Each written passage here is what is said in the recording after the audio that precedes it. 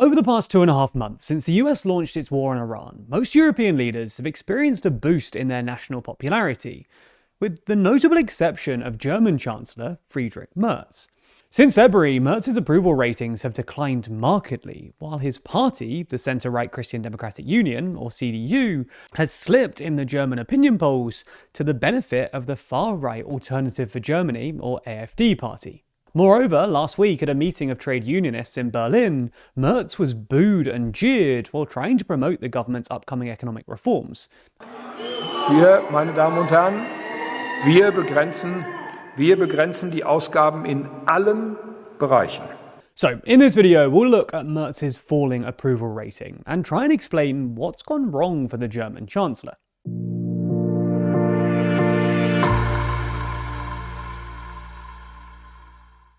If you love staying informed and want some of the best reporting on YouTube, then subscribe and ring the bell for more.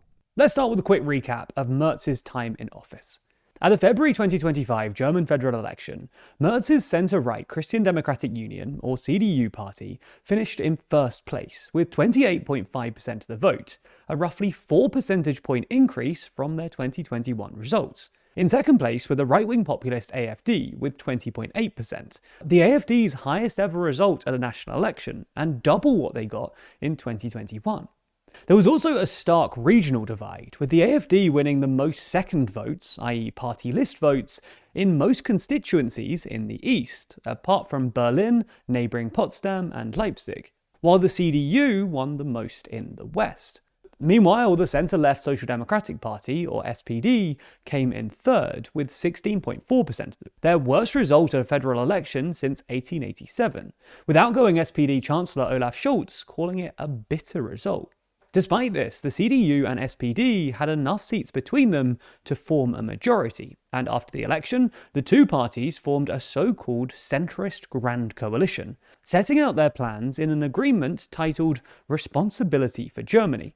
In May 2025, Merz officially became German Chancellor, promising to kickstart Germany's sluggish economy, largely via a huge military rearmament drive. As such, one of Merz's first moves was to exempt most defence spending from Germany's long-standing debt brake, a Merkel-era borrowing rule that limited the German government's borrowing to 0.35% of GDP.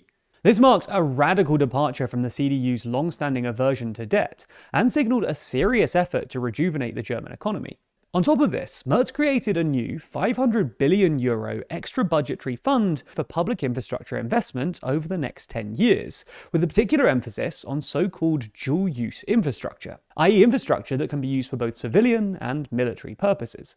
For context, while private sector investment is pretty high in Germany, public sector investment has long lagged below the European average, and today German infrastructure, including roads, public transport and internet, is in dire need of repair.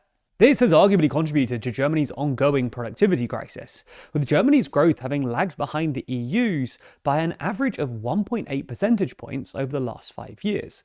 To make matters worse, Germany is also facing several structural challenges that can't be solved quickly.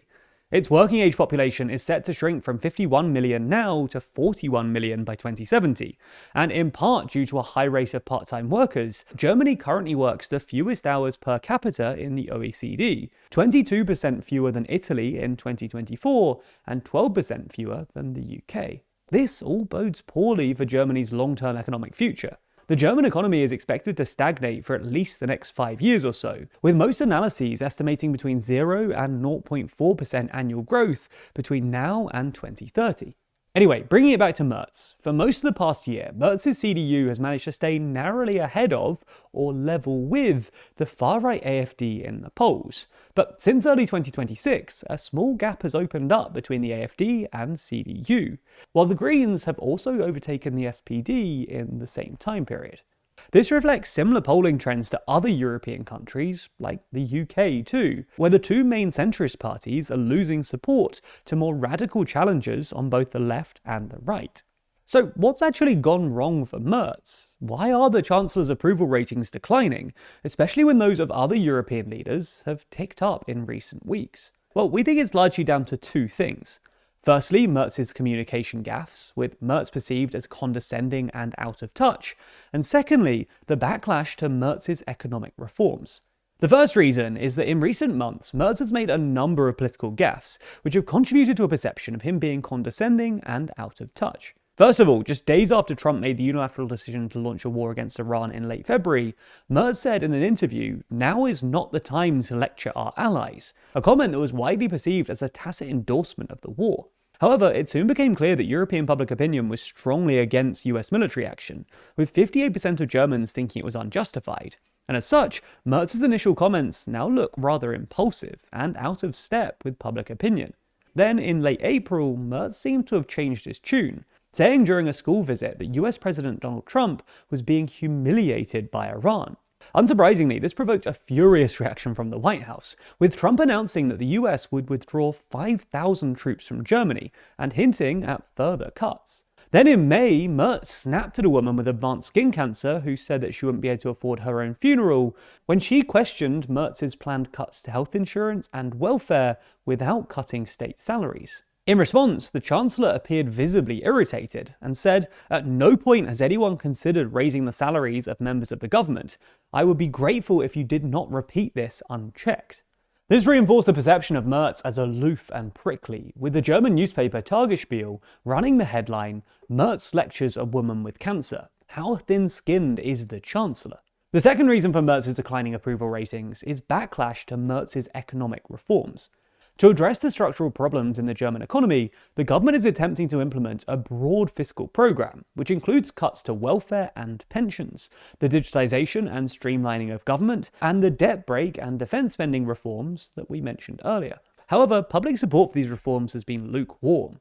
Germany's massive rearmament push, for instance, has been opposed by parts of the left, as well as young people and civil society, while its welfare reforms have been criticised as austerity measures that disproportionately harm vulnerable citizens. Ultimately, combining these 2 points, Merz's impulsive and prickly communication style and his politically difficult economic reforms makes for quite the cocktail. And if the German government wants to secure broad public support for its contentious reform program, then Merz might need to start choosing his words a little more carefully. Now, you're probably looking to learn more about this story and keep up with it as it progresses, and the first place you're probably going to start is online. But in today's world, it feels like 99% of websites demand your email address just to visit the page. So you type in your email to access the site quicker, but unknowingly you've put your online safety at risk. Your information can now be sold online, and your email inbox is suddenly cluttered with a bunch of spam you never even asked for. Thankfully, we have a solution for you, and that solution is Proton Mail. That's because Proton Mail offers a wide range of features to keep you safe. From advanced phishing protection that flags potential attacks to keep your inbox safe, to blocking invisible email tracking and preventing companies from spying on you just so that they can target you with ads. Proton Mail has it all. They even offer unlimited email aliases to get around those pesky websites that demand your information. They also use end-to-end zero-access encryption, meaning their emails truly stay private, inaccessible to advertisers, trackers, and even Proton itself.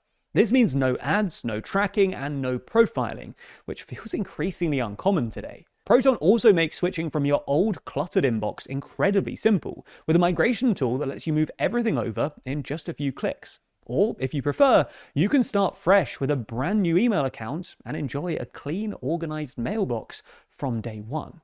So if you want to take back your privacy, start using Proton Mail for free using our link at proton.me/TLDR, and you'll be one step closer to a fully protected online experience, free from data exploitation.